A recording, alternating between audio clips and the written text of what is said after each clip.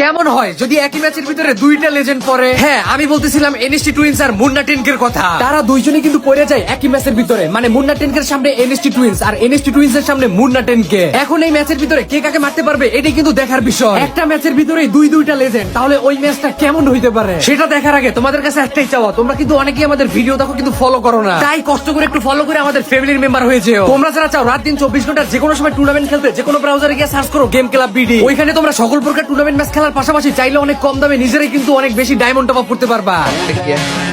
पिटने के लिए रेडी हो जाओ। उनके पास